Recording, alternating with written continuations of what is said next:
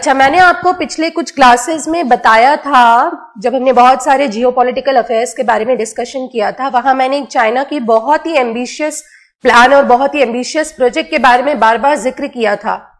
I told you that One Belt, One Road initiative is one of the major initiative of Chinese government, right? So I'm going to start today's session with that particular ambitious plan of China. Okay. So we have One Belt, One Road initiative. You can read the headline of this topic. This is One Belt, One Road. इसको बहुत ही commonly OBOR भी कहा जाता है. This is called as OBOR, One Belt, One Road. Sometimes you will also find this written as OROB, O-R-O-B, One Road, One Belt, and the same project is also called as BRI. BRI means Belt and Road Initiative of China. Okay, so the same program of Chinese government, you will find it under three names. One is OBOR, One Belt, One Road. Then you will find it as OROB, One Road, One Belt. And it is also Belt and Road Initiative of China. So what is this entire project all about? We are going to talk about this first. और इससे related बहुत सारे जो developments हुए हैं और जहां पे Chinese factor का involvement है, वो बहुत सारे हम ऐसे current affairs के issues पे आज बात करेंगे. Fine? Okay, so what is BRI? What is Belt and Road Initiative? It is a global development strategy which is adopted by the Chinese government involving infrastructure development and investments in 78 countries. तो क्या कर रहा है China? बहुत सारे countries में China ने huge amount में इन्वेस्टमेंट्स कर रखे हैं, उन कंट्रीज में इंफ्रास्ट्रक्चर डेवलपमेंट कर रहा है एंड एक एस्टिमेट करता है कि now altogether 78 countries are there which are part of this China's ambitious plan. Okay. And there are several international organizations as well. And the countries are from different continents. आपको ये पता है कि China is the supreme dominating power in the Asia. But this project, it aims to establish China's global dominance. ये क्या करना चाह रहा है? चाइना को कनेक्टिविटी देना चाह रहा है with the countries in Asia, Europe, Africa, Middle East and America. You know there are two American continents, North America and South America. तो I'll just show you the map. आपको सब कुछ बिल्कुल क्लियर हो जाएगा कि किस तरह से चाइना इन सारे कंट्रीज में अपने इन्वेस्टमेंट्स कर रहा है और डेवलपमेंट कर रहा है, right? But these are the few facts जो आपको पता होना चाहिए before we actually come on to the discussion, right? So project has targeted completion date of 2049. अब यहां पर एक इंपॉर्टेंट लाइन हमको जानने को मिला है, दैट इज बाय 2049 चाइना की गवर्नमेंट ये प्लान कर रही है कि इस प्रोजेक्ट को हम कंप्लीट करें. ये जो बेल्ट एंड रोड इनिशिएटिव है ना, this was brain child of president Xi Jinping. Brain child मतलब ईयर 2013 में जैसे ही चाइना के प्रेसिडेंट शी जिनपिंग वो पावर में आए थे, तो उन्होंने सितंबर 2013 में ओबोर को लॉन्च किया था. उन्होंने ओबोर को इंट्रोड्यूस किया था चाइना में. और आप जानते हैं Xi Jinping is the president for life, मतलब जब तक वो जीवित रहेंगे वही चाइना के प्रेसिडेंट रहेंगे, राइट? सो 2013 में चाइना के प्रेसिडेंट ने जैसे ही प्रेसिडेंट का ऑफिस संभाला था, he introduce this ambitious program that is OBOR, one belt one road initiative. Fine.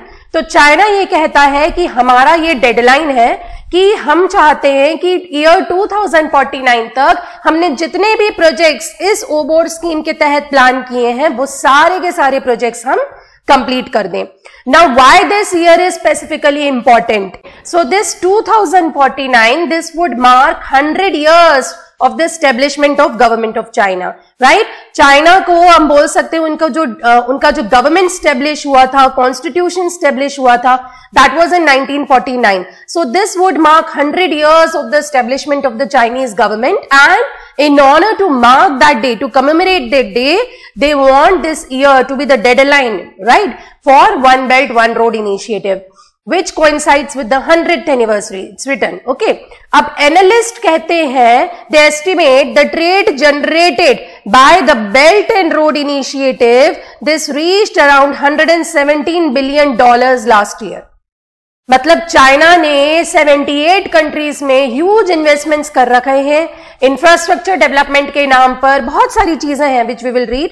China जिस तरह से पैसा इन कंट्रीज में लगा रहा है, तो एक एस्टिमेट कहता है कि अभी तक $117 बिलियन चाइना इन्वेस्ट कर चुका है and total estimated cost by 2027 would add up to 1.3 trillion. Okay, but these are different studies.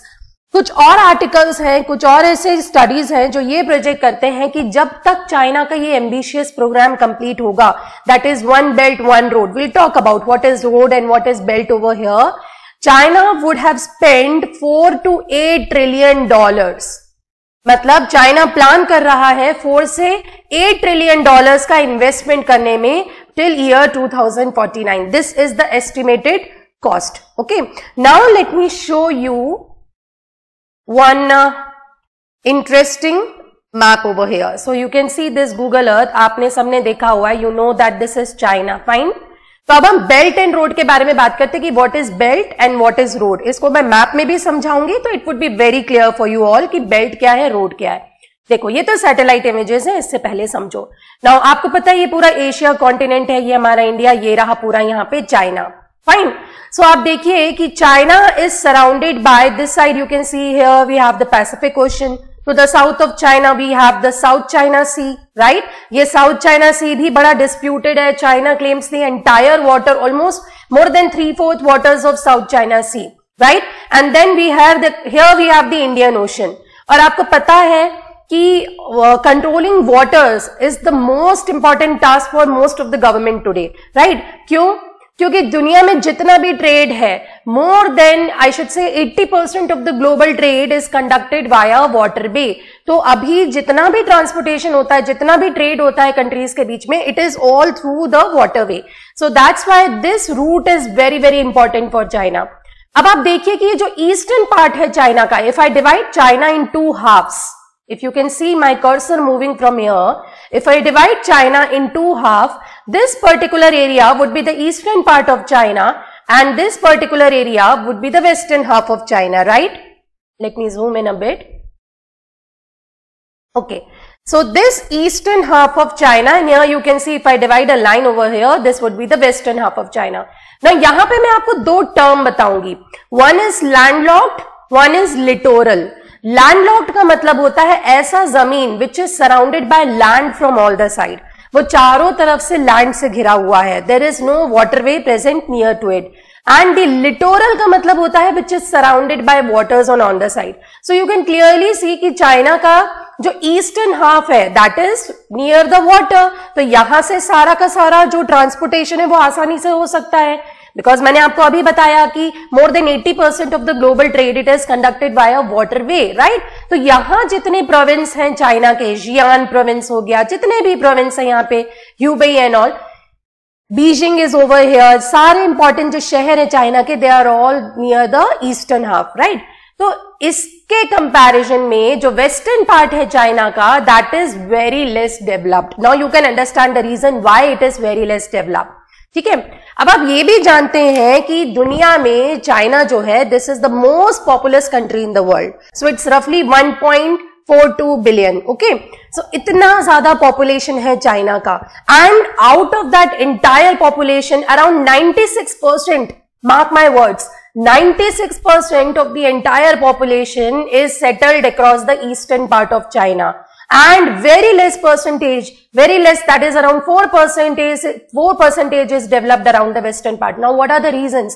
आप बोलोगे मैम इतना बड़ा लैंड एरिया एंड इतनी बड़ी पॉपुलेशन और उसका 96% ईस्टर्न हाफ में सेटल है और 4% जो है वो वेस्टर्न हाफ में सेटल है. What could be the reason? The reason is very simple, because the development और you can say the infrastructure is very poor in the western part. There are very less opportunities for development because you can see this is completely landlocked, right? यहाँ पर चारों तरफ से land से surrounded है. All the countries bordering the western part of China. So there is no water body over there. Whereas the eastern half is surrounded by waters. तो जो China के जितने भी commercial centers हैं, बीजिंग हो गया, शंघाई हो गया, they are all taking advantage because they are very close to the waterway. ठीक है? So अब चाइना का ये प्लान था कि बहुत सालों पहले, I am talking about the history, करीबन 2000 साल पहले वर्ल्ड में ट्रेड किया जाता था. दुनिया में उस वक्त भी ट्रेड करते थे, right? So China was one of the leading suppliers of the silk in the world. Silk आप समझते हैं ना, तो चाइना से बहुत ज्यादा क्वांटिटी में सिल्क सप्लाई किया जाता था. और जिस रोड को वो यूज करते थे for supplying silk to other countries in the world, okay, उस रूट को कहा जाता था silk route. So what I mean to say here is कि तकरीबन 2-2.5 साल पहले भी जो दुनिया में ट्रेड होता था आपस में देशों के बीच में, that was from China going to other country. The route which was commonly use, it was called as a silk route, because mainly वहां से सिल्क का एक्सपोर्ट किया जाता था. फाइन. तो उसी सिल्क रूट को आज के डेट में चाइना जो है वो रिवाइव करना चाहता है. And revival of that previous silk route is nothing but it is called as One belt one road Initiative of China. ठीक है. चाइना के प्रेसिडेंट कहते हैं कि 2000 साल पहले भी सिल्क रूट से हम ट्रेड करते थे और आज भी हम इस पुरानी रूट को रिवाइव करना चाहते हैं. जहां जहां कनेक्टिविटी नहीं है वहां वहां हम कनेक्टिविटी बनाना चाहते हैं. So will see what all things are developed under One belt one road Initiative. अच्छा, अब यहां पर एक दूसरा एंगल आता है कि चाइना क्यों इस प्रोजेक्ट के पीछे इतना ज्यादा एम्बिशियस है and why this project is very important for China. मैंने आपको बताया कि चाइना एक ऐसा देश है जिसकी पॉपुलेशन सबसे ज्यादा है. It is more than 1.42 billions और मोर देन 142 करोड़, राइट. इतनी बड़ी पॉपुलेशन को सपोर्ट करने के लिए चाइना की जो कम्युनिस्ट गवर्नमेंट है, they came up with the idea. ठीक है. जैसे ही 1949 में चाइना की गवर्नमेंट स्टेब्लिश होती है तो गवर्नमेंट के सामने जो मेन टास्क था वो ये था कि इतनी बड़ी पॉपुलेशन वाले देश में लोगों को लाइवलीहुड के सोर्स कैसे दिया जाए, because agriculture was their primary you can say sector where the people were employed. But उससे पॉवर्टी बहुत ज्यादा था, मतलब poverty ratio was very high in China and agriculture में उतना ज्यादा डेवलपमेंट नहीं मिला. So what people did in government, I mean Chinese government did, they switched their economy from agrarian based to the manufacturing based. अब आप समझ रहे हैं कि चाइना में मैन्युफैक्चरिंग इंडस्ट्री को बहुत ज्यादा बूम किया गया, उसको बहुत ज्यादा बूस्ट किया गया. इसका नतीजा ये हुआ कि चाइना में बहुत सारे फैक्ट्रीज, बहुत सारे इंडस्ट्रीज, वर्कशॉप, स्टार्टअप्स, बहुत कुछ स्टार्ट कर दिया गवर्नमेंट ने. The idea was to give employment to the people, right. तो इतनी बड़ी पॉपुलेशन को सपोर्ट करने के लिए ऑब्वियसली उन्होंने मैन्युफैक्चरिंग को बहुत ज्यादा सपोर्ट किया and as a result China में इतना ज्यादा मैन्युफैक्चरिंग किया जाने लगा which exceeded their domestic demand. मतलब चाइना के इंटरनल मार्केट में जितनी डिमांड है उससे ज्यादा वहां पर सामान मैन्युफैक्चर हो रहा था, सप्लाई बहुत ज्यादा था. Now government was left with only one option, as you all can understand. It was very obvious कि अगर डोमेस्टिक डिमांड कम है और सप्लाई बहुत ज्यादा हो गया, यू नो कि आज की डेट में चाइना निडल से लेकर प्लेन तक बना रहा है, राइट. तो अब इतनी ज्यादा जो हम मैन्युफैक्चरिंग कर रहे हैं, जो हमारा सप्लाई है, उसको हम बाहर देशों में एक्सपोर्ट करें. This was the only option left with the government and this resulted in something else. This actually gave a twist to the whole story and with this China became world's largest exporter. Yes, दुनिया का सबसे बड़ा exporter बन चुका है अब China. क्यों? मैंने आपको रीजन बताया कि इतनी बड़ी पॉपुलेशन को सपोर्ट करने के लिए गवर्नमेंट को बहुत ज्यादा मैन्युफैक्चरिंग में फोकस करना पड़ा एंड एज अ रिजल्ट दुनिया में सबसे ज्यादा मैन्युफैक्चरिंग चाइना में होती है. चाइना दुनिया का सबसे बड़ा बाय डिफॉल्ट एक्सपोर्टर बन गया.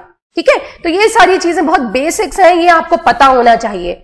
अब अगर मैं बात करूं कि ma'am if China is the world's largest exporter, तो ऐसे कौन से देश हैं जो चाइना से बहुत ज्यादा सामान खरीदते हैं? तो obviously there is USA.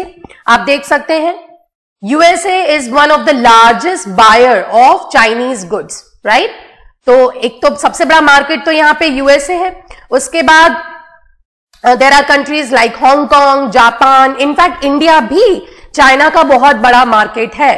Okay, so India भी चाइना का बहुत बड़ा मार्केट है. So in a way we are also we are importing lot of goods from China. So this is the whole story. Okay, तो अब आपको समझ में आया होगा कि why China's government is so ambitious on this belt and road initiative. See their main idea is कि अगर बेल्ट एंड रोड इनिशिएटिव के थ्रू वो कनेक्टिविटी बनाते हैं दूसरे देशों के साथ, right?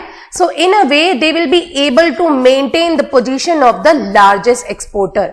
देखिए चाइना के सामने अब बहुत बड़ी मुश्किल ये है कि वो दुनिया में सबसे ज्यादा सामान एक्सपोर्ट करता है, राइट. लेकिन आप जानते हैं इंडिया भी चाइना से पीछे नहीं है in terms of population and in terms of manufacturing now, right. तो हम भी we stand around at 139 crore. Obviously कई सारे ऐसे डेटा कह रहे हैं कि by 2026 India is going to be number 1 in terms of population.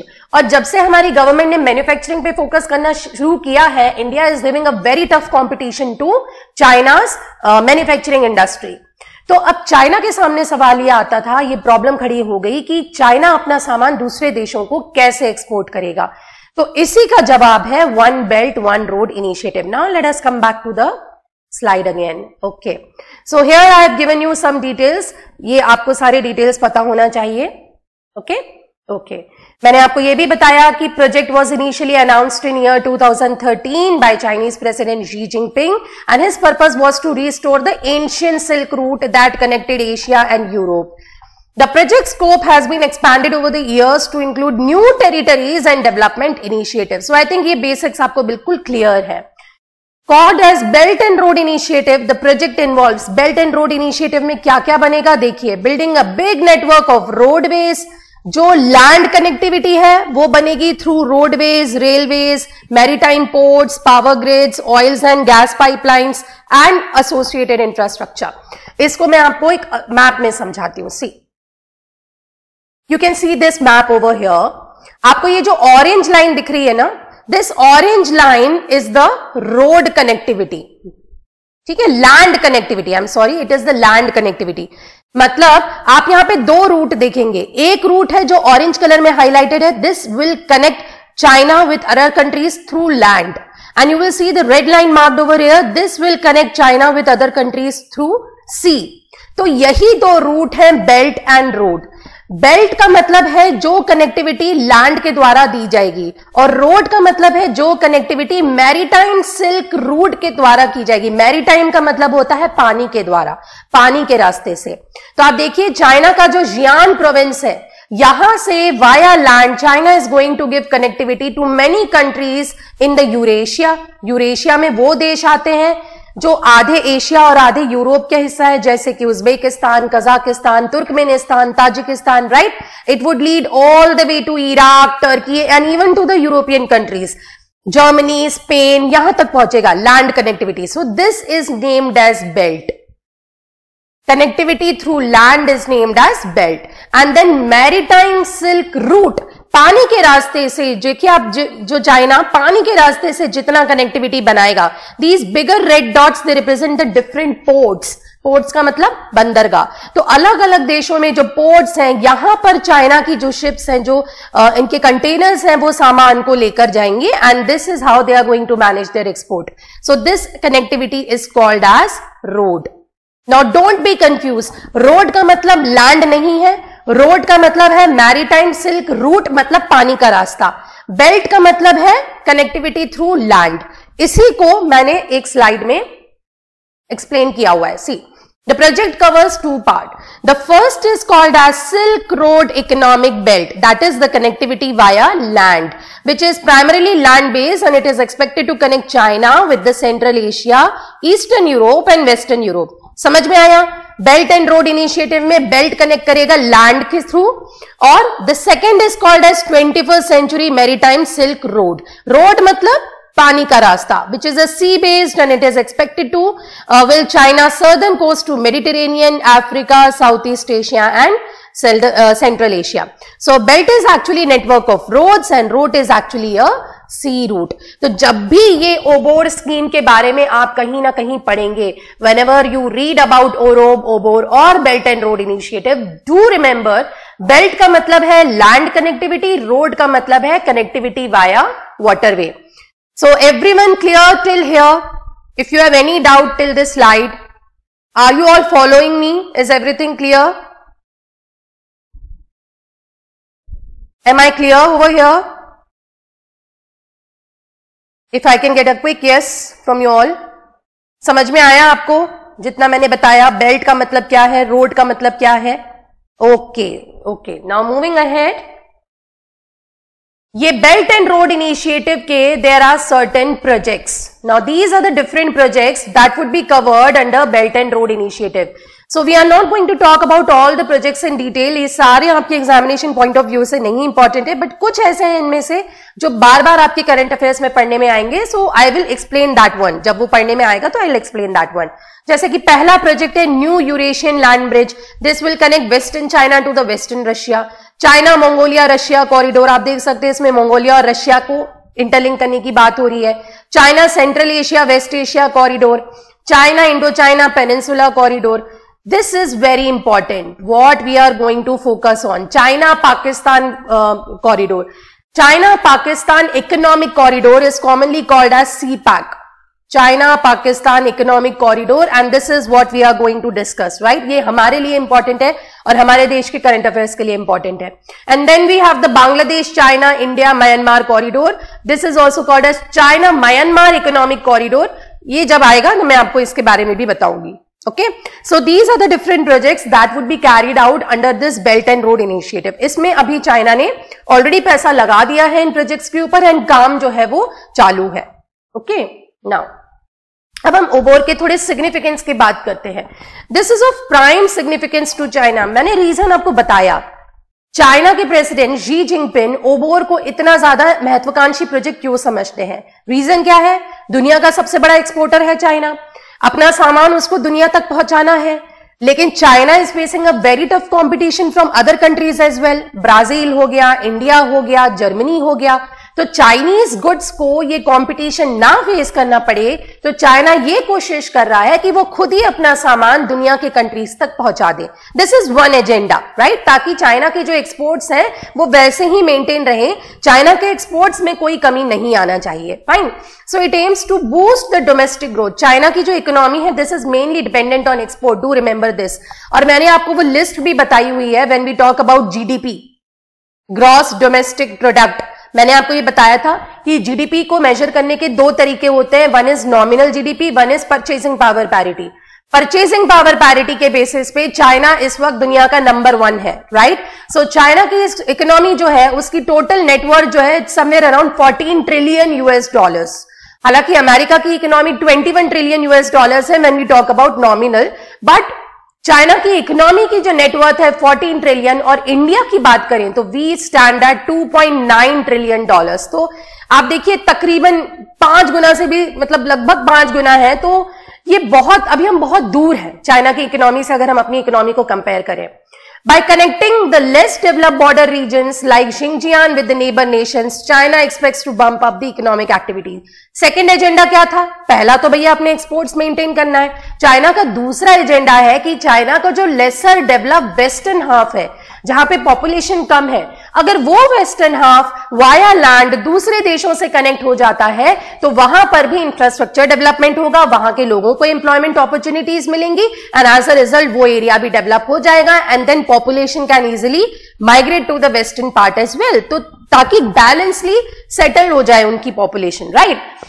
फिर ओबोर is expected to open up and create new markets for Chinese goods. It would also enable the manufacturing powerhouse to gain control of cost-effective routes to export material easily.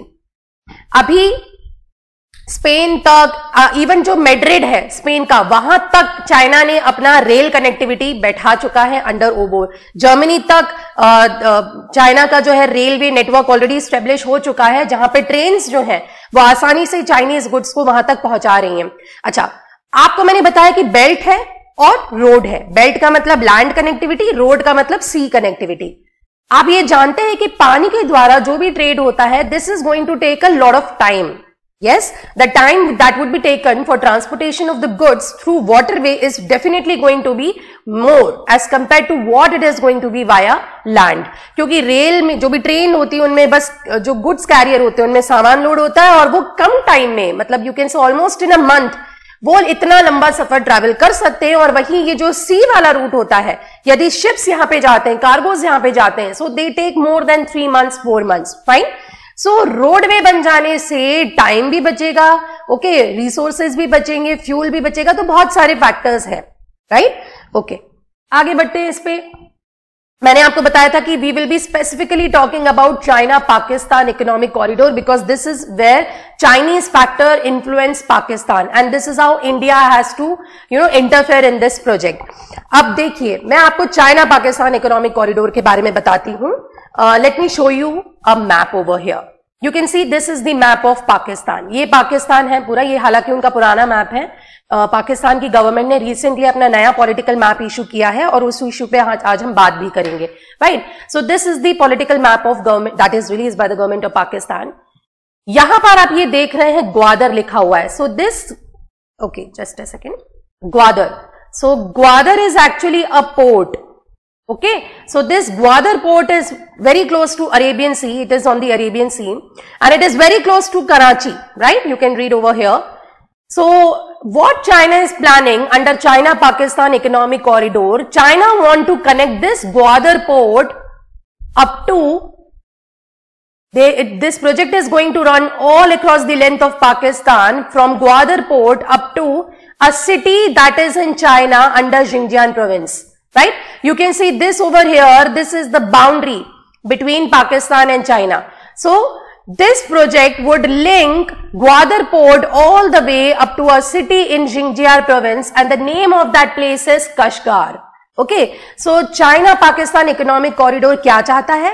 China ये चाहता है कि Gwadar port, जो कि Arabian सी पर एक port है पाकिस्तान का, इसको ये डेवलप करे पोर्ट को, and then China is going to establish connectivity from this Gwadar port all the way up to the north of Pakistan, crossing the China up to Kashgar region in China. और आप ये देखिए ये connectivity कैसे बनेगी? There will be series of projects that would be established in Pakistan. तो China ने पाकिस्तान में अराउंड $62 बिलियन का इन्वेस्टमेंट किया हुआ है under China Pakistan economic corridor. China Gwadar port को डेवलप कर रहा है, right. How they are developing a port? अब आप पोर्ट्स को समझते हैं, बंदरगाह समझते हैं, this is very important for international trade. तो जहां पर ये बड़े बड़े शिप्स आके डॉक होते हैं, in previous class also I have told you, ports पे बर्थ बनाए जाते हैं, राइट, डॉक करते हैं वहां पर शिप आकर। ये पोर्ट को चाइना डेवलप कर रहा है ताकि यहां पर चाइना के जितना भी कंसाइनमेंट्स आएंगे दे would be transferred all the way across Pakistan and it would be reaching in the Xinjiang province of China in the north. तो आप बोलो मैम इससे बचेगा क्या, इससे क्या एडवांटेज मिलेगा? देखिए, let me tell you here. Okay, when I zoom in, if I say this is going to be the Gwadar port over here, right. तो ग्वादर पोर्ट को यहां से कनेक्टिविटी मिलेगी all across to the length of China. It will reach here in the Kashgar province of China. Advantage ये मिलेगा because we have already read about this region. You know that this region is called as gulf region. यहां पर gulf countries हैं which are the major exporters of oil, right. जितना भी petroleum products हैं वो इन्हीं कंट्रीज से supply होता है। So even China is dependent on for its energy needs on these country. तो जितना भी एनर्जी कंसाइनमेंट्स है, ऑयल के कंसाइनमेंट्स चाइना के यहां से आते हैं, right, it has to travel all the way across the Indian ocean, then through south China sea and then it has to reach China. तभी तो इसका ईस्टर्न पार्ट इतना ज्यादा डेवलप कर पाता है। बट इमेजिन अगर चाइना की कनेक्टिविटी ग्वादर पोर्ट के थ्रू यहां से बन जाती है तो जितने भी कंसाइनमेंट्स आ रहे हैं, चाइना के जो शिप आ रहे हैं, they will have to travel only up to Gwadar port and then from here it will be taken to the Kashgar region in China. So this is how China has played a game. China ने अपना बहुत huge investments Pakistan में कर दिए ताकि यहां से direct उनका पूरा का पूरा सामान जो है वो चाइना तक ट्रांसपोर्ट किया जा चुके। They will not have to travel across the Indian Ocean and then to South China Sea. This is going to save lot of money and time. समझ में आया? अब हम आ जाते हैं वापस अपने स्लाइड पर। तो this I have shown you the map. Now you can read it over here. China Pakistan economic corridor is a collection of infrastructure projects which are currently under the construction throughout Pakistan. तो बहुत सारे multipurpose project हैं जिसमें roadways बनाएंगे, railways बनाएंगे, connectivity establish करेंगे, channels बनाएंगे। तो आइडिया इज ग्वादर पोर्ट से लेकर पूरा नॉर्थ तक, कश्गार तक इनको कनेक्टिविटी करना है। ओरिजिनली वैल्यूड एट $46 बिलियन, अभी एस्टिमेट कर रहे हैं कि ऑलरेडी चाइना जो है वो $62 बिलियन का इन्वेस्टमेंट कर चुका है। CPEC is intended to rapidly upgrade Pakistan's required infrastructure and strength its economy by construction of modern transportation network. ये कैसे? देखो, एक बहुत ही फेमस सेइंग है, एक अमेरिकन पॉलिटिशियन ने कहा हुआ है कि American roads are not good because the economy is good, but American economy is good because actually the roads are good, right? तो जिस देश में रोड्स बहुत अच्छी होती हैं, ऑल वेदर रोड कनेक्टिविटी होती है, ऑब्वियसली वहां पे ट्रांसपोर्टेशन बहुत आसानी से होता है, विच बूस्ट द इकोनॉमी. तो जब पाकिस्तान की बात करें तो यहां पे प्रॉपर रोड नेटवर्क नहीं था, जिसकी वजह से पाकिस्तान की इकोनॉमी को बहुत नुकसान होता है. तो चाइना ने पाकिस्तान को क्या बोला? चाइना ने पाकिस्तान को बोला, देखिए आप हमसे लोन ले लीजिए, हम आपके देश में बहुत सारा पैसा लगाने के लिए तैयार हैं. Our intention is to develop your Gwadar port and from Gwadar port we will provide connectivity up to Kashgar in China. Okay? तो जितने भी हम रोडवेज, रेलवेज, जो भी हम इंफ्रास्ट्रक्चर आके आपके देश में डेवलप करेंगे, उससे आपके देश का इंफ्रास्ट्रक्चर डेवलप हो जाएगा, राइट? और क्योंकि पाकिस्तान को इंफ्रास्ट्रक्चर मिल रहा है, सो अल्टीमेटली आपकी इकोनॉमी जो है वो ग्रो करेगी. चाइना ने ये जो पैसा लगाया है पाकिस्तान में, this is not you should से, ये कोई उन्होंने उपकार नहीं किया है, राइट? चाइना ने पाकिस्तान को लोन दिया है. This is how China is actually working under OBOR scheme. China is giving loans to all the countries saying that whatever money we are going to invest in your country for the construction of roadways, railways, pipelines. Okay, so ultimately we will give you a loan. आपके देश में जब infrastructure बन जाएगा and you will start earning revenue from that particular project, जब आपको पैसा मिलना लगेगा तो उसमें से थोड़ा थोड़ा करके आप हमारे लोन का रीपेमेंट कर दीजिएगा. तो पाकिस्तान को तो ये विन विन सिचुएशन लगी. उनको लगा कि ऐसी कोई दूसरी एजेंसी तो है नहीं जो हमें इतना सारा लोन दे देगी कि हम अपने देश को डेवलप कर लें और इंफ्रास्ट्रक्चर बना लें. So why not? तो पाकिस्तान ने चाइना को ओके कह दिया और ये बोला कि आप हमारे देश में आके ये सारे इंफ्रास्ट्रक्चर प्रोजेक्ट्स बनाइए, आप हमको लोन दीजिए, धीरे धीरे हम आपका सारा लोन रीपेमेंट कर देंगे. पर कंडीशंस के साथ आता है ये लोन, बड़ी आसानी से नहीं मिलता. कंडीशन ये होती है कि ये जितने भी प्रोजेक्ट बन रहे हैं ना दूसरे देशों में चाइना के, this is all going to be done by Chinese labour forces only. देखिए कितना ज्यादा यहां पर प्लानिंग किया हुआ है चाइना ने, राइट? तो चाइना क्या कहता है सभी कंट्रीज को कि आप हमसे लोन ले लो, हम आपके देश में आके बड़े बड़े प्रोजेक्ट्स बनाएंगे, हम अपना वर्क फोर्स आपको देंगे. Chinese labour would be sent to your country, they would be constructing everything. और जब आपको उस इंफ्रास्ट्रक्चर से पैसा मिलना शुरू हो जाएगा, when you will start earning, for example हमने रेलवे बनाया तो आप जब रेलवे से पैसा कमाने लगेंगे तो धीरे धीरे हमारा लोन आप रीपे करिए. या हमने एयरपोर्ट बनाया तो आप पैसा कमाएंगे तो धीरे धीरे आप हमारा लोन रीपे करिए. सो इस तरह से चाइना जो है वो सारे देशों को लोन देकर अपने जो लेबर फोर्सेस है वहां पर उनको भेज देता है, जिनको ऑब्वियसली चाइनीज लेबर फोर्स को एम्प्लॉयमेंट मिल जाता है और बदले में धीरे धीरे चाइना को जो है वो पैसा मिलने लगता है. So China-Pakistan economic corridor is also one such example of China's strategy. अब आप बोलोगे मैम ठीक है, this is China's and this is between China and Pakistan. तो what is our problem?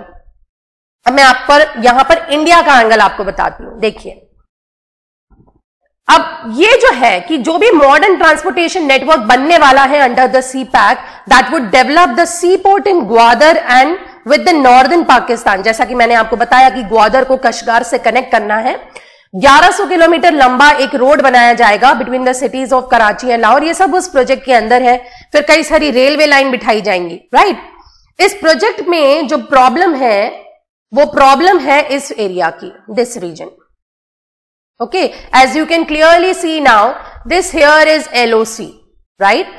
हालांकि इंडिया ने भी नया मैप इशू कर दिया है, पाकिस्तान ने भी नया मैप इशू कर दिया है, बट यू ऑल नो कि लाइन ऑफ कंट्रोल यहां पर प्लॉटेड है. आज हम लाइन ऑफ कंट्रोल के बारे में भी बात करेंगे. सो ये जो पूरा का पूरा सी पैक कॉरिडोर है ना, this is crossing through the disputed Pakistan occupied Kashmir. Pakistan occupied Kashmir में दो एरियाज आते हैं, मैं बता चुकी हूं. One is Gilgit Baltistan and one is Azad Kashmir over here. तो ये जो कॉरिडोर है, this is propose to be passing between Gilgit Baltistan, right? तो ये डिस्प्यूटेड टेरिटरी से होके जा रहा है and this is India's objection कि पाकिस्तान ने इसको थम्स अप कैसे दे दिया, क्योंकि गिलगिट बल्तिस्तान तो डिस्प्यूटेड है. और हालांकि इंडिया ने अपने नए मैप में इस एरिया को लद्दाख की यूनियन टेरिटरी के अंदर दिखाया हुआ है, right? So this is what is India's problem. इसीलिए India has boycotted, mark my words, India ने ओबोर को बायकॉट कर रखा है. India has not accepted any kind of loan from China under OBOR. China तो खुशी खुशी इंडिया को लोन देगा ना, बोलेगा कि हम आपके देश में इंफ्रास्ट्रक्चर बना देते हैं, हमारे वर्क फोर्सेस वहां पर आके काम करेंगे, उनको एम्प्लॉयमेंट मिलेगा। लेकिन इंडिया ने ओबोर को बाइकआउट कर रखा है, reason being this area, China Pakistan economic corridor is one of the reason, क्योंकि यहां पे डिस्प्यूटेड गिलगिट बल्तिस्तान में ये कॉरिडोर पास हो रहा है जो हमें मंजूर नहीं है। This is a disputed territory. तो पाकिस्तान ने थम्स अप कैसे दे दिया, ठीक है। अब एक और रीजन है इंडिया के बाइकआउट करने का, which I am not covering in this class but I will just tell you in brief, that is China Myanmar economic corridor. Okay, तो चाइना ने म्यांमार में भी इसी तरह से बहुत सारे इंफ्रास्ट्रक्चर प्रोजेक्ट्स बना रखे हैं, इन्वेस्टमेंट कर रखे हैं, वहां वो रेलवे लाइन डेवलप कर रहे हैं, उनका पोर्ट डेवलप कर रहे हैं। There is a Sittwe port in Myanmar जिसको वो डेवलप कर रहे हैं under this entire China Myanmar economic corridor. लेकिन इंडिया को ऐसा लगता है कि by investments in Myanmar China is trying to gain their access in the Bay of Bengal area. Okay, so that is a different topic. I'll talk on that topic in the later classes. अभी के लिए सिर्फ आपको focus करना है CPAC, OBOR. Now, अभी अगस्त में latest current update है Pakistan China intelligence sharing deal, Pakistan और चाइना की इंटेलिजेंस शेयरिंग डील।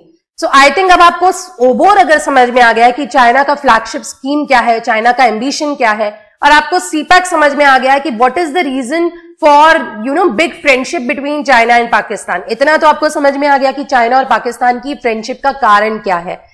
कारण ये भी है कि पाकिस्तान को ऐसा लगता है कि चाइना ने बहुत ज्यादा ह्यूज अमाउंट इन्वेस्ट कर रखे हैं हमारे देश में, तो obviously China will support Pakistan on the issue of Kashmir, और ऐसा हो भी रहा है। On one side of Kashmir China is creating problem. अभी आप लोगों ने कुछ दिन पहले गलवान वैली स्टैंड ऑफ पढ़ा था, राइट, कि चाइना जो है वो लद्दाख का जो हमारा बॉर्डर है चाइना के साथ LAC, वहां पर गलवान वैली स्टैंड ऑफ हुआ, और दूसरी तरफ से वेस्टर्न तरफ से जो है ये LOC वाला इशू आ रहा है। तो अगर चाइना ने पाकिस्तान में इतना ज्यादा पैसा लगा रखा है तो obviously Chinese army is going to support Pakistan, so this would create trouble for India. और यहां पर एक नई बात निकल के आ रही है कि अब चाइना और पाकिस्तान अपनी इंटेलिजेंस शेयरिंग भी कर रहे हैं, राइट। सो ये इंटेलिजेंस शेयरिंग क्यों हो रही है, इसका जवाब है 5 eyes। Okay, if you have watched my video in which I did a questionnaire, मैंने एक क्वेश्चनएयर कंडक्ट किया था कुछ करंट इश्यूज के ऊपर, जहां पर मैंने 5 आई कंट्रीज के बारे में बात की थी। जिन लोगों ने नहीं अटेंड किया है मैं उसको फिर से थोड़ा बहुत बता देती हूँ, then you will understand this particular topic, right. Excuse me, 5 eyes countries का मतलब है एक ऐसा ग्रुप है, एक अलायंस है जिसमें 5 देश आते हैं जो आपस में इंटेलिजेंस शेयरिंग करते हैं, या आपस में नेटवर्क बनाते हैं और आपस में एक दूसरे के साथ इंटेलिजेंस शेयरिंग करते हैं। इस ग्रुप में आता है UK, USA, there is Australia, New Zealand and Canada. So that's why it is called as 5 eyes. ये बहुत लंबे वक्त से ये कंट्रीज आपस में इंटेलिजेंस शेयरिंग करते आए हैं, you can say, because there are mainly the western countries which are dominating the group. There is Canada, there is USA, UK, and then in the eastern side we have Australia, New Zealand. तो एक तरह से China को इन्होंने जो है वो अलग किया हुआ है, एंड मेजर एजेंडा जो है this is for spying on the matters of China and Russia only. तो चाइना को ऐसा लगता है कि 5 आई countries have been spying over all our matters, specially जो हमारे मिलिट्री एजेंडाज होते हैं। तो चाइना ने भी कोशिश की कि हम भी इस तरह का कुछ इंटेलिजेंस शेयरिंग एक नेटवर्क अपना बनाते हैं, और ये तब उनकी कोशिश जो है वो ज्यादा हो गई। रिसेंटली 5 आई कंट्रीज ने अनाउंस किया था कि हम इंडिया और जापान को भी अपनी टीम में शामिल करना चाहते हैं। We want India and Japan to collaborate with the 5 I countries, ठीक है। तो इसके बाद से चाइना का कंसर्न शुरू हुआ, उनको लगने लगा कि यदि इंडिया अमेरिका के साथ जाता है और आकर हमारे ऊपर मतलब इंटेलिजेंस करता है, स्पाई करता है, यदि हमें ट्रेस करने की कोशिश करता है, so we will not have the advantage, हमारा जो पोजीशन है वो अंडरमाइन हो जाएगा। इसी इंटेंशन के साथ, और ये सब जो रीसेंट स्टैंड ऑफ हुआ है चाइना इंडिया का, आप सब जानते हैं, पाकिस्तान इंडिया का चल ही रहा है, इसके चलते रिसेंटली चाइना और पाकिस्तान ने अपने आपस में इंटेलिजेंस शेयरिंग के लिए एक अग्रीमेंट साइन किया हुआ है, ठीक है। अब इस इंटेलिजेंस शेयरिंग के लिए बहुत सारे रीजंस हैं, जिनमें से कुछ रीजंस मैं आपको आज की क्लास में कवर करूंगी। पहला रीजन तो आपको समझ में आ गया, क्योंकि चाइना ने बहुत ज्यादा अमाउंट इन्वेस्ट किया हुआ है पाकिस्तान में, तो they want this safety and they want this CPEC corridor to be completed, right.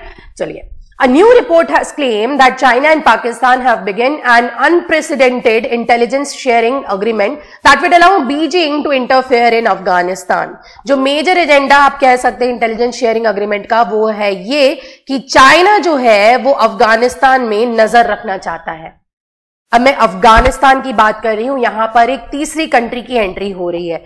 China और पाकिस्तान आपस में इंटेलिजेंस शेयरिंग कर रहे हैं। क्यों? ऐसा क्या होने वाला है अफगानिस्तान में? राइट, क्योंकि यहां पर है angle US Taliban piece talk.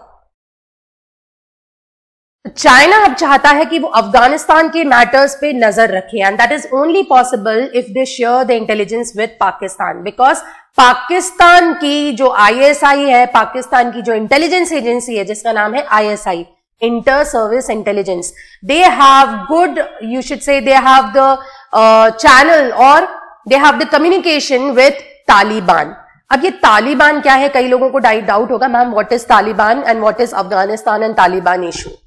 पहले मैं आपको तालिबान और अफगानिस्तान का रिलेशन बता देती हूं कि क्या है, तो आपको क्लियर हो जाएगा कि what is US Taliban peace deal and why is now China interfering in the matters of Afghanistan.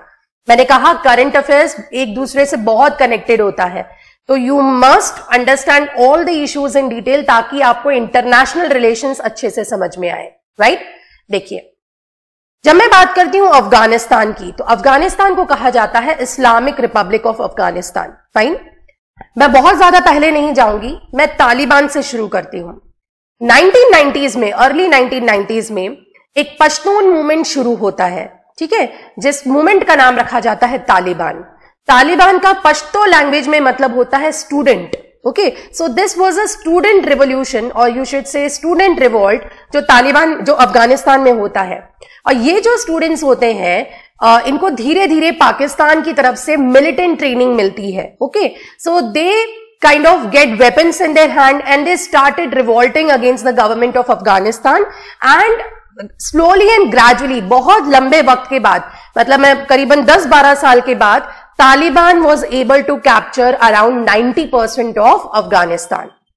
Afghanistan में पहले गवर्नमेंट हुआ करती थी, कुछ स्टूडेंट्स ने एक मूवमेंट लॉन्च किया जिसको कहा गया तालिबान, जिसका उर्दू में मतलब या पश्तून जो उनकी लैंग्वेजेस में मतलब होता है स्टूडेंट रिवॉल्ट। तो बाय 1998 तालिबान जो है वो धीरे धीरे through the use of weapons and revolution करके वो they were able to capture around 90% of Afghanistan. अब तालिबान क्योंकि गलत तरीके से पावर में आया था, तो बहुत सारे कंट्रीज ने इसको टेररिस्ट का टैग दे दिया, जैसे कि यूएस हो गया। आप जानते हैं यूनाइटेड नेशन का मेन कर्ता धर्ता जो है वो एक तरह से यूएस है। So most of the countries in the world did not recognise Taliban government.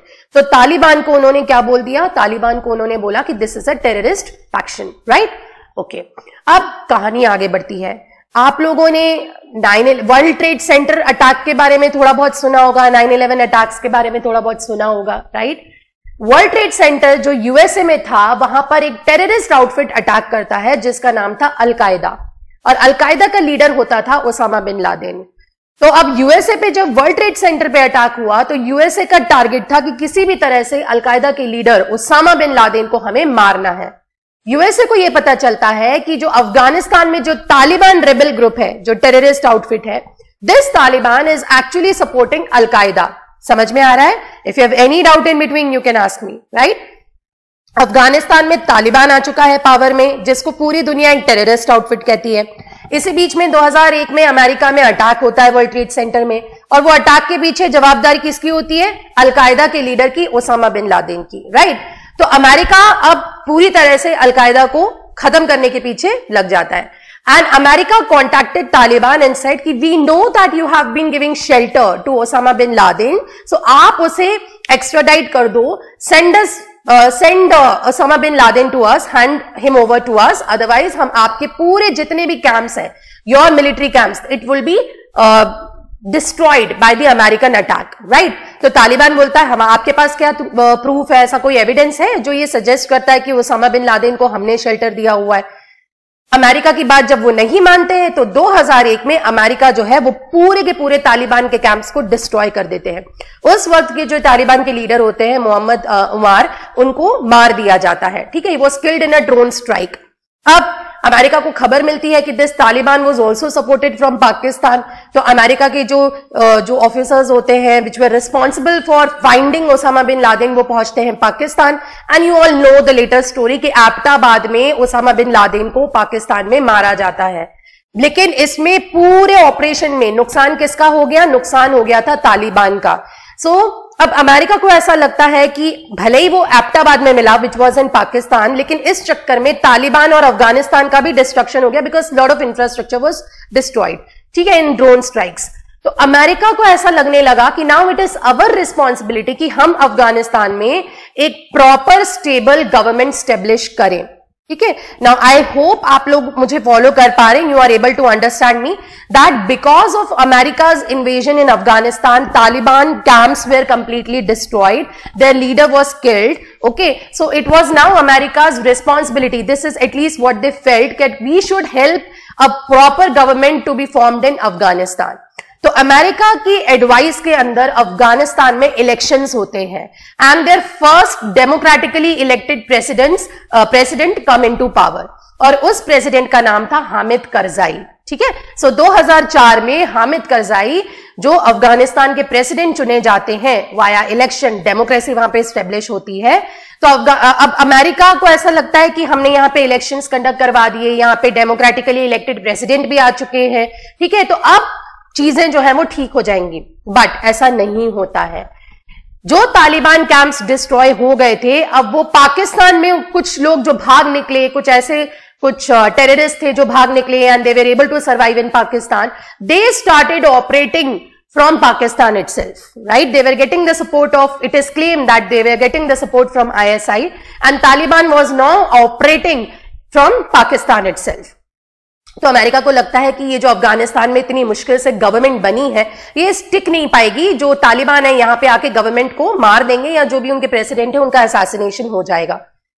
तो 2001 से अमेरिका जो है वो अपनी फोर्सेस को, मतलब you know the NATO countries, right, North Atlantic Treaty Organisation में जो 28 कंट्रीज हैं, तो अमेरिका की फोर्सेस, नाटो एलीज की जो फोर्सेस हैं वो आके अफगानिस्तान में डिप्लॉयड हो जाती हैं।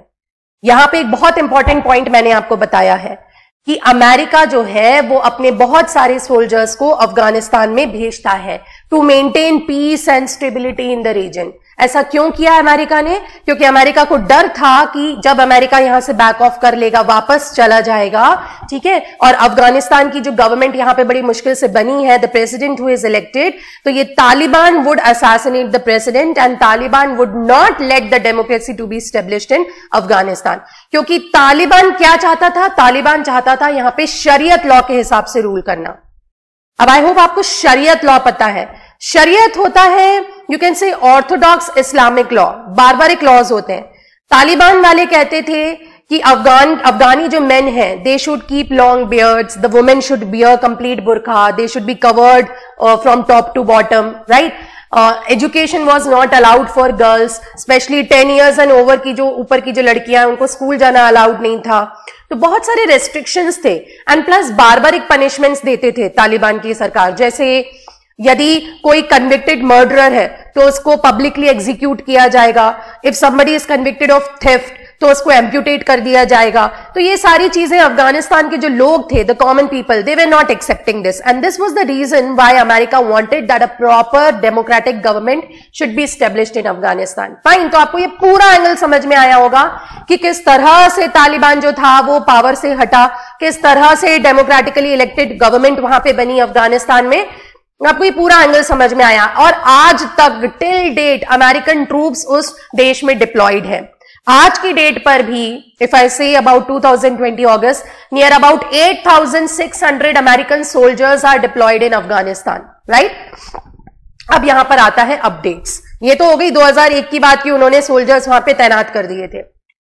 जब अमेरिका के इलेक्शंस हुए and Donald Trump finally came into power, तो डोनाल्ड ट्रंप को यह बात हजम नहीं होती थी कि why American soldiers should be deployed in Afghanistan. हजारों मील दूर हम अपने सोल्जर्स को क्यों डिप्लॉय करें? America is not responsible for safety of any other country, ऐसा डोनाल्ड ट्रंप का व्यू पॉइंट था। उनका यह कहना था कि यदि मैं प्रेसिडेंट बनता हूं तो मैं बहुत सारी चीजों पे काम करने वाला हूं, जो पुराने प्रेसिडेंट्स जो करके गए मैं उसे अंडू करने वाला हूं। और उसमें से एक मेजर एजेंडा होगा कि I will bring back all the troops which are deployed in other countries, for example Syria, for example Iraq, for example Afghanistan. तो इराक से और सीरिया से तो काफी हद तक अमेरिकन सोल्जर्स विड्रॉ भी किए जा चुके हैं। It is only Afghanistan where thousands of soldiers are still deployed from USA. ठीक है, तो यूएसए और तालिबान के बीच में फरवरी 2020 में, yes this year in fact 2020, America के प्रेसिडेंट डोनाल्ड ट्रंप और तालिबान के बीच में एक अग्रीमेंट साइन होता है। उस अग्रीमेंट का नाम था यूएसए तालिबान पीस डील। ठीक है, उस अग्रीमेंट में अमेरिका ने कहा यदि तालिबान अफगानिस्तान की गवर्नमेंट के साथ मिलकर पावर शेयरिंग करता है और मिलकर काम करते हैं, और अगर वो किसी तरह का यहां पे लॉ एंड ऑर्डर डिस्टर्ब नहीं करते हैं, किसी भी तरह की टेररिस्ट एक्टिविटीज नहीं करते हैं, ना अमेरिका के खिलाफ ना अमेरिका के एलाइज के खिलाफ, तो हम यहां से अफगानिस्तान से सारे अमेरिकन सोल्जर्स को विड्रॉ कर लेंगे। क्योंकि डोनाल्ड ट्रंप का तो ये इलेक्शन कैंपेन है, उनको तो अपने लोगों को ये बताना है कि see I have brought all my soldiers who were deployed in Syria in Afghanistan, तो मैं सारे यूएसए के सोल्जर्स को वापस ले आया हूं। समझ में आया? तो यूएसए और तालिबान की जो पीस डील थी ये साइन हुई थी फरवरी 2020 में, लेकिन इस डील को पूरा नहीं कर पाए दोनों फैक्शन, दोनों पार्टीज मिलके। Reason was interference of the government of Afghanistan. इस डील में कुछ ऐसी शर्तें थी जो अफगानिस्तान की गवर्नमेंट को मंजूर नहीं थी। मेनली उसमें एक क्लॉज था जिसमें प्रिजनर एक्सचेंज के बारे में बात किया गया था। अफगानिस्तान की गवर्नमेंट के पास तकरीबन 5000 से ज्यादा तालिबानी प्रिजनर्स थे। तो इस डील का एक क्लॉज ये कहता था कि अफगानिस्तान की गवर्नमेंट तालिबान के प्रिजनर्स को रिलीज कर देगी, जो अफगानिस्तान की गवर्नमेंट को मंजूर नहीं था। अफगानिस्तान के जो नए प्रेसिडेंट हैं, जो पिछले ही साल इलेक्ट हुए हैं, जिनका नाम है अशरफ घानी सर, अशरफ घानी साहब ने बोला कि भाई मैं तो इस डील में था नहीं, the deal was sign between Taliban and USA, और मैं कैसे बोल दूं कि मैं 5000 तालिबानी प्रिजनर्स को रिलीज कर दूंगा, I will not go with this. तो ये डील पूरी तरह से खत्म हो गई। ठीक है, तो अभी के लिए there is no US Taliban peace deal. और अफगानिस्तान में बात करें अभी क्या सिचुएशन है, तो करंट सिचुएशन है कि अफगानिस्तान के इस वक्त के जो प्रेसिडेंट है अशरफ घानी, उनकी प्रेसिडेंसी को लेकर भी काफी कुछ प्रॉब्लम आ रही थी, पॉलिटिकल क्राइसिस हो गई थी, तो उनका सपोर्ट कर रहे हैं अब्दुल्ला। एक नई बॉडी बनाई गई है, नेशनल हाई कमीशन। अब्दुल्ला जो है वो उसके हेड है, और अब्दुल्ला तालिबानियों के साथ नेगोशिएट करेंगे पावर शेयरिंग के लिए, या जैसा भी है पीस के लिए, उस रीजन में पीस रहे। और अमेरिका का स्टांस क्या है? अमेरिका ने कहा है by the end of November 2020 हम केवल 5000 सोल्जर्स जो हैं वो अफगानिस्तान में रखेंगे और सारे सोल्जर्स को हम वापस बुला लेंगे। सो this is all about US Taliban. ये मैंने बहुत ज्यादा डिटेल में नहीं बताया, मैंने मेन पॉइंट्स आपको बताए हैं। ठीक है, तो अब आपको समझ में आ रहा है कि अमेरिका ने अनाउंस किया है कि हम over the period of time हम अफगानिस्तान से यूएसए के सोल्जर्स को विड्रॉ कर लेंगे। मतलब Afghanistan is going to be on its own, right? तो चाइना के लिए Afghanistan has become mouth watering. If anyone of you can tell me the region. Now what is the importance of Afghanistan for China if USA is about to back off from the region? America ने तो announce कर दिया कि नवंबर 2020 तक हमारे जो 5000 soldiers हैं धीरे धीरे हम उनको विड्रॉ कर लेंगे। तो अब चाइना के लिए अफगानिस्तान एक अपॉर्चुनिटी दिख रही है। अब आप समझ सकते हैं, आपने ओबोर पढ़ा, आपने सीबैक पढ़ा, आपने यूएस तालिबान पीस डील का भी अग्रीमेंट पूरा पढ़ लिया। तो मेन फैक्टर जो यहां पर है मैं आपको बताती हूं, वो ये है कि चाइना अफगानिस्तान में भी अपने ओबोर को लेकर जाना चाहता है, राइट? क्योंकि मैंने बताया था चाइना का western half is completely landlocked, right? So China is very much interested in expanding it's project in Afghanistan. एक तो ये रीजन हो गया। दूसरा, मैंने आपको बताया था कि चाइना को हम ईस्टर्न और वेस्टर्न हाफ दो पार्ट में डिवाइड करते हैं। When I talk about the western part over here, right, आप देख रहे हैं this is Afghanistan. Okay, if you can read, I will zoom in. This is Afghanistan, and Afghanistan का ये एरिया जो है, this shares border with China. ये वाला जो रीजन है, this shares border with Afghanistan, right? So this area is called as Xinjiang province of China. और China का जो Xinjiang province है, यहां पर एक एथनिक कम्युनिटी रहती है जिसको कहते हैं उइघुर मुस्लिम। मैंने उइघुर मुस्लिम के ऊपर अलग से एक वीडियो बनाया हुआ है। If you are following our YouTube channel, you will find that video over there. So I will not go in details of Uyghur Muslims and what is the angle of China in Uyghur Muslims. सिर्फ वो video आप देखिएगा detail में, आपको सब समझ में आएगा. अभी के लिए इतना समझ लीजिए कि ये जो चाइना का जिंजियान प्रोविंस है, यहां पर एक एथनिक कम्युनिटी है जो मुस्लिम कम्युनिटी है and they are Uyghur Muslims, right. तो चाइना उनको इस्लाम प्रैक्टिस करने नहीं देता. चाइना उन पे बहुत ज्यादा एट्रोसिटीज करता है. There are so many restrictions placed on the people of Uyghur Muslim community by China. तो चाइना का मेन इंटेंशन ये है कि जो कुछ ऐसे लोग हैं जो चाइना के ऑपरेशन से तंग आकर भाग निकले, and there were some people who were able to fled away to Afghanistan. तो चाइना को ये डर है कि कहीं उइघुर मुस्लिम्स में कुछ लोग ऐसे ना निकलें जिनको अफगानिस्तान के मिलिटेंट्स ट्रेन कर दें. They should not be trained by the Taliban, right? क्योंकि अगर ऐसे उइघुर मुस्लिम्स ट्रेनिंग लेके वापस चाइना में आते हैं, so they could create disturbance in the Xinjiang province. तो चाइना यहाँ पे टेररिज्म को काउंटर करना चाहता है, इसलिए चाइना अपना एक्सपेंशन अफगानिस्तान में करना चाहता है. एक तो मेजर फैक्टर है चाइना का that they want to control Uyghur Muslims. ठीक है, so you can read the third point over here. Pakistan and China, they have secured pledges from Taliban not to support Uyghurs.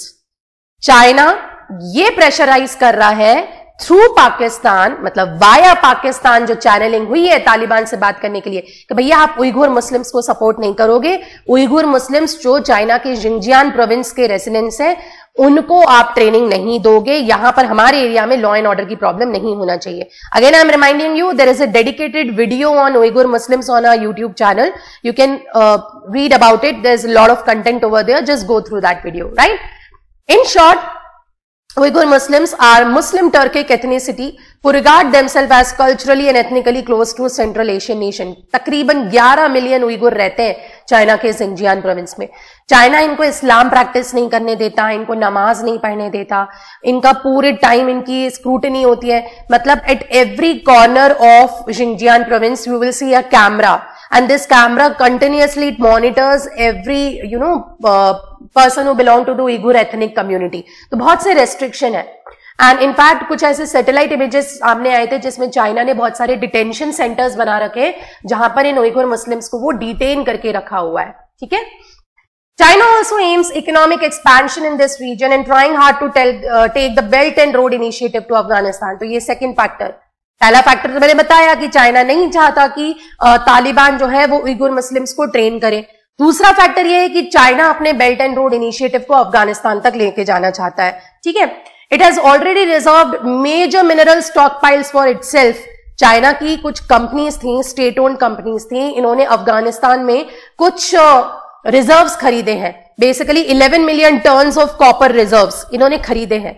But इस वक्त क्योंकि there is lot of law and order disturbance, there is lot of you can say there is a tussle going on between Taliban and Afghan government.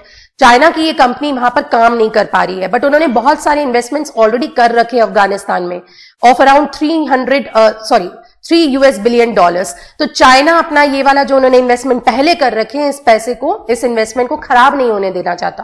That is one of the region, right. Now another objective of China is to gain advantage over India in South Asia. Now, ये मैंने आपको पिछली class में भी पढ़ाया हुआ है.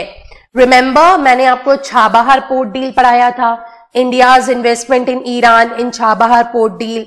Okay, पहले हम स्लाइड को पढ़ लेते हैं, then I explain you that point. इसको रीड कर लो. By building a string of pearls through ports and other infrastructure, China has tried to encircle India on high seas. देखो, दो फैक्टर तो वो हो गए. पहला BRI को इलैबोरेट करना है, दूसरा उइघुर मुस्लिम्स के खिलाफ तालिबान जो है वो उइघुर को ट्रेन ना करें, ये चाइना का इंटेंशन है. तीसरा थ्योरी है चाइना की स्ट्रिंग ऑफ पर्ल्स थ्योरी. देखो, ये थ्योरी बेसिकली इंडिया ने प्रपोज की है. इंडिया ऐसा मानता है कि चाइना जो है वो इंडिया को चारों तरफ से घेर रहा है. कैसे? चाइना ने पाकिस्तान के ग्वादर पोर्ट को डेवलप करने की बात की है. चाइना ने पोर्ट ऑफ मालदीव्स को डेवलप करने की बात की है. चाइना ने श्रीलंका के हम्बनतोता पोर्ट पे इन्वेस्टमेंट कर रखे हैं. फिर म्यांमार के सितवे पोर्ट पे इन्वेस्टमेंट कर रखे हैं. बांग्लादेश का चित्तागोंग पोर्ट है. तो यू कैन सी कि चाइना ने इंडिया को सभी तरह से घेरा हुआ है. ये जो पोर्ट्स चाइना इन देशों में बना रहा है, these ports are used as naval bases for China's military. For China's navy, right. तो ये जितने पोर्ट्स हैं, चित्तागोंग, सितवे, ठीक है, then they have the Malacca port over here, तो ये सारे पोर्ट्स पे चाइना ने अपनी नेवल बेसेस बना ली है। और यदि इंडिया और चाइना के बीच में आगे स्टैंड ऑफ होता है तो चाइना की नेवी इन पोर्ट्स को कंट्रोल कर लेगी। तो यू कैन सी चारों तरफ से चाइना जो है वो इंडिया का ट्रेड जो है वो ब्लॉक कर सकती है, ठीक है। They have also invested in Djibouti. ये जो आप प्रोजेक्शन देख रहे हैं ना, this is called as Horn of Africa, और यहां पे एक बहुत ही इंपॉर्टेंट पोर्ट है चाइना का, that is port of Djibouti. यहां पे उन्होंने अपना मिलिट्री बेस बना रखा है। तो आप देखिए, चाइना ने सारे के सारे देशों में ओबोर प्रोजेक्ट के तहत लोन दे देकर इन पोर्ट्स को डेवलप कर लिया है, and these ports are then used as China's naval base. China की नेवी जाकर यहां पे कई तरह की एक्सरसाइज करती है, इनके सबमरीन्स डॉक होते हैं। इस थ्योरी को इंडिया ने नाम दिया है स्ट्रिंग ऑफ पर्ल्स। इंडिया का ऐसा मानना है कि चाइना ये पर्पसली कर रहा है चारों तरफ से इंडिया को एनसर्कल करने के लिए, ठीक है। तो आप देख रहे हैं स्ट्रिंग ऑफ पर्ल्स थ्योरी में चाइना ने ये सारे पोर्ट्स डेवलप किए, जिबूटी, ठीक है, Gwadar, then Maldives port, and then Hambantota in Sri Lanka, Chittagong in Bangladesh, Sittwe in Myanmar, Malacca, और इधर पे बहुत सारे पोर्ट्स हैं। इसको काउंटर करने के लिए इंडिया ने लॉन्च किया है डायमंड नेकलेस थ्योरी, ठीक है। डायमंड नेकलेस थ्योरी में जो इंडिया है वो हांगकांग का एक पोर्ट डेवलप कर रहा है, इंडोनेशिया का एक पोर्ट डेवलप कर रहा है, ठीक है। उसके बाद we have our own ports in the Andaman Nicobar, then we are developing a port in Oman, we are developing a port in Seychelles, ठीक है। सो इस थ्योरी को, इन सारे पोर्ट्स को जब आप कनेक्ट करते हैं ना, so this also appears something like a diamond ring theory. ये इंडोनेशिया तक आएगा, ठीक है, एंड देन हांगकांग। तो चाइना के रिस्पांस में इंडिया ने भी अपना एक प्रोजेक्ट लॉन्च किया है कनेक्टिंग सेवरल पोर्ट्स। वहां पर इंडिया इन पोर्ट्स को डेवलप कर रहा है ताकि यदि फ्यूचर स्टैंड ऑफ होता है, so we will be able to counter the actions of China. And Gunjan gave me the right answer, this project is called as a diamond necklace theory. Fine.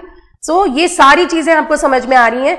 इन सबको पढ़ के आपको लग रहा होगा कि चाइना जो है वो कितना ज्यादा अपना ग्लोबल प्रेजेंस बना के रखना चाहता है।